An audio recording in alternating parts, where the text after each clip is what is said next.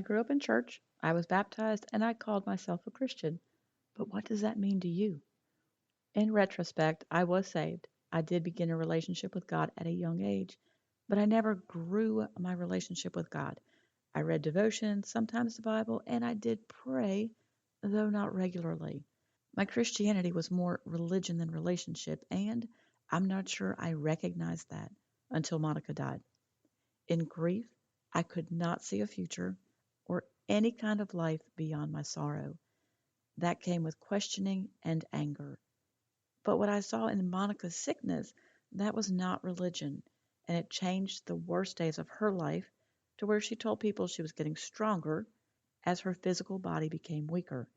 So after 4 decades of religion, I began growing a relationship with God. I'll show you how to tell if you have more religion than relationship.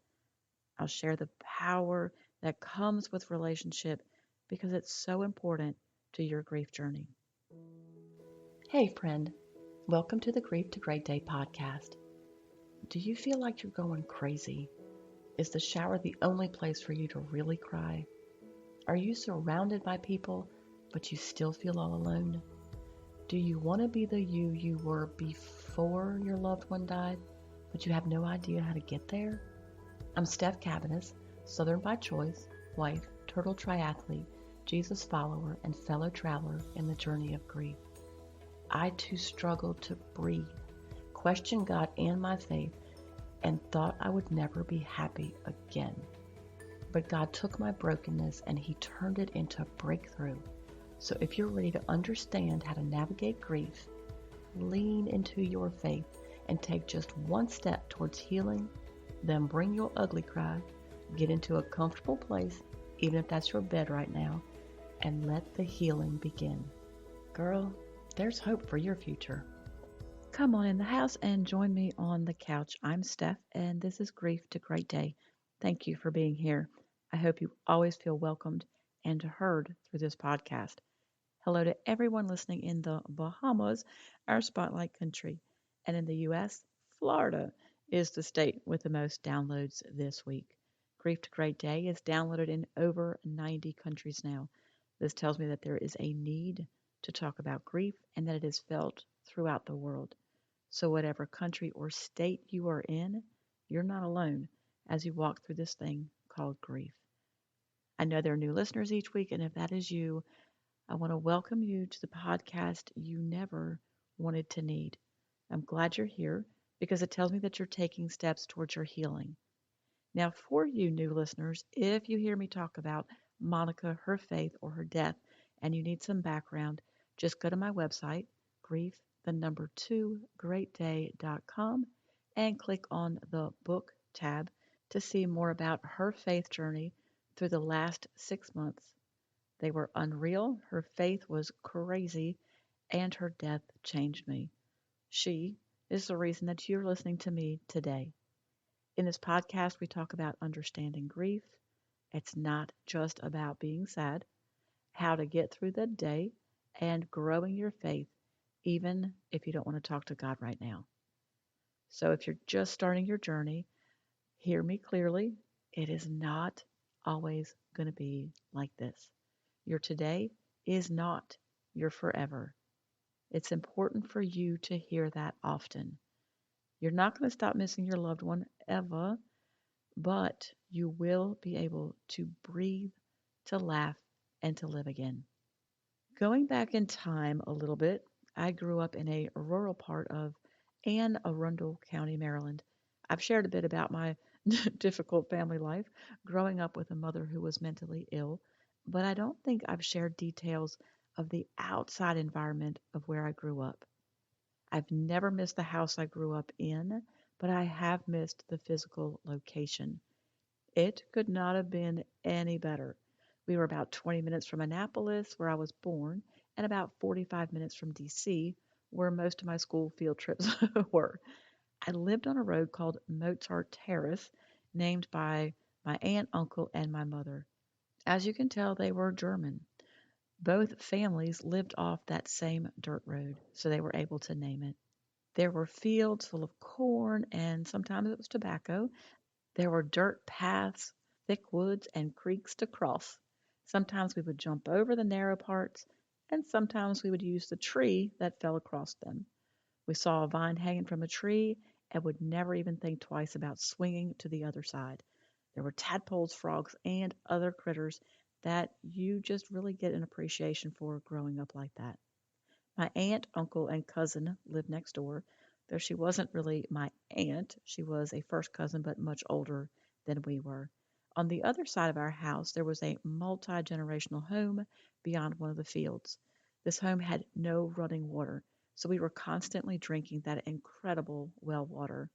And they had no indoor bathroom, so I learned what an outhouse was.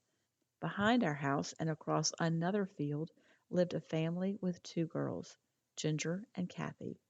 Their house was one of my first safe havens. They had a huge hill that we would sled down in the winters, and their parents would come out and bring us hot chocolate and join the fun. For a few years, my dad had put up one of those above ground pools, and each morning in the summer, Ginger and Kathy would walk from their house to ours, and we would see them in their bathing suits, towels over their shoulders, cresting a hill to come and swim with us. Ginger was a little younger than me, and Kathy was the little sister that she always brought. Ginger and I became really good friends over the years, and though we missed a lot of the adult years with me moving away and her having a family, we can still pick up and talk about life like it was yesterday. So, 2 years ago, when I heard that Kathy, who became a teacher and a missionary, was diagnosed with cancer, I reached back out to Ginger. Kathy was able to come back to the States from Guatemala, where she was, and Ginger took care of her. The little sister, who came across the field each summer, died at the age of 50 in 2021. Until then, I didn't really know about her life and what she had done, but I watched the service online due to COVID restrictions, and I was astounded at the impact she made in children's lives for Christ. Then I read her blog titled Learned Along the Way. And the reason I tell you all of this is because I don't know a better way to share the beginning of this 4 part series on From Cousin Jesus to Abba Father than to read you her first blog. This is how she introduced it. It is a universally accepted truth that know-it-alls are a pain in the patootie. Is that how you spell patootie? I have no desire to be a know-it-all, since the cold hard fact is that I'm finding I know less and less as I get older and older. But there are a few things I do know for sure, and there are a few lessons I have learned as I traveled along the way. So that is the purpose of this blog, to share what God is teaching me as I follow Him. Because that is one of the things I do know for sure, that there is a living, personal, Most High God who exists and is in charge of my life. I also know for sure that He has revealed Himself on the pages of the Bible. So everything that I write in this blog will start there. And if something I have learned along the way blesses you, then thank Him. Blessings, Kathy. Now I'm going to read the blog, and please listen to hear about what relationship with God sounds like. This is important to you because if you begin walking through grief, aka the hardest moments of your life, with religion, like I did, you're going to wear yourself out with questioning. If you walk through it in relationship with God, you will still hurt like you never have, but you're also going to have hope or confidence in the fact that God is right there and He still has a plan for you, including true healing. Okay, so here's her blog. These are Kathy's words, and the title of this one is called The Day Before. The Day Before. In my quiet time, I'm currently in Exodus and the life of Moses. This morning he met God at the bush that was on fire but not burning up. It had been 40 years since Moses killed the Egyptian slave master and had to flee for his life. It had been 40 years of an entirely different life, from palace to nomad, from prince to shepherd, from a life of privilege to a life of toil. I am sure that Moses thought his life was going to stay that way until he died, but God had other plans. Those thoughts led me to writing this in my journal today. I hope it encourages you. The day before you showed up in a burning bush, Moses had done the same thing he did for 40 years, kept sheep in the wilderness. The day before David was anointed to be the next king of Israel, he was just a boy out in the fields tending the sheep. The day before he killed Goliath, he was just the kid brother sent by his father to check on the older boys at war. The day before Mary found out that she was to be the mother of God, she was just a girl dreaming of her new life with her fiance. The day before you healed the lepers, the lame, and the blind, they had been in the same state that they had been in for days, months, years: outcast, crippled, disabled, other. The day before you were crucified, the disciples thought it was going to be another Passover like the decade of Passovers they had celebrated before. The day before you rose, the disciples were grief-stricken and shocked, just as they had been since Thursday night. The day before you return will be just like any other: shopping, eating, drinking, working out, going to work, and then it will be all over. You are the God of surprise and the miraculous intervention. When your time is right, nothing can stop the forward movement of what you intend to do. Your plans cannot be thwarted. The question is, am I on board with you, in step with you, careful to obey, careful to follow, letting your spirit guide my life, letting your word be the bottom line by which I live? Because I have the freedom to make the choice to not follow, not believe, not love, not seek you. The day before David seduced Bathsheba, he was a bored king in an empty palace because he had sent men to war instead of going himself. The day before Cain killed Abel, he was a jealous older brother, bothered by the fact that God had not accepted his offering. The day before Moses struck the rock instead of speaking to it, he was a weary leader, frustrated by the constant unbelief and complaining of his people. The day before Peter denied ever knowing Jesus, he was a cocky, self-assured man, certain of his own faithfulness.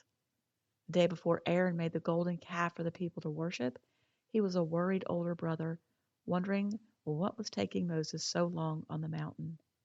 So today may be an ordinary day, but it is a day where I must choose one way or the other. Do I live today full out for you, expectant about the ways you're going to work, fully trusting you, eager to obey? Do I live today saturated in your word and prayer so that I will know the lies of the enemies when I hear them?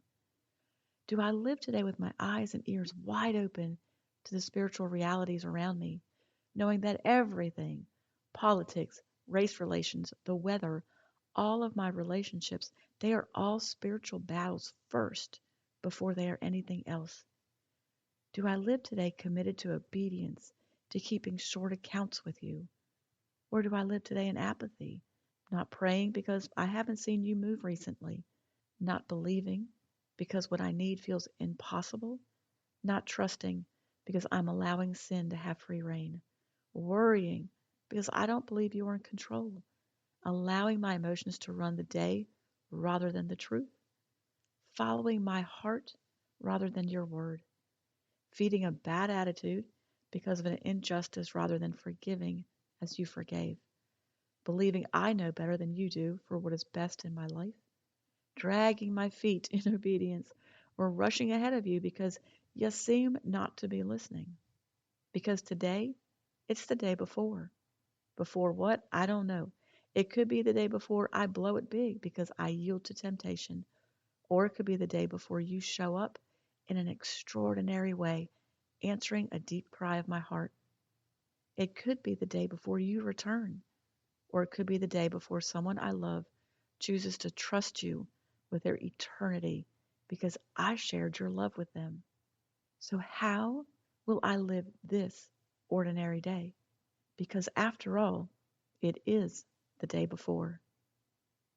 And that's the end of that blog. Kathy was a gifted writer, as you can tell. So the question here is, isn't it time we stop treating God as a distant cousin and build a relationship where God becomes our Abba Father?